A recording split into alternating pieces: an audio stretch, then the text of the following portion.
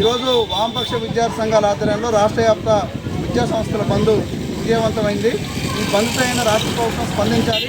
ఇవాళ పాఠశాలకు రావాల్సిన నిధులు, ఇలా సక్సెస్ స్కూల్స్కి రావాల్సిన నిధులని పెండింగ్ పెట్టడం వల్ల ఇవాళ విద్యార్థులకు మౌలిక సదుపాయాలు కల్పించడంలో ప్రభుత్వం విఫలమైంది. అదేవిధంగా మధ్యాహ్న భోజనానికి ఇవాళ ఒక్కొక్క విద్యార్థికి కేవలం 8 రూపాయలు ఇస్తూ ఉన్నారు.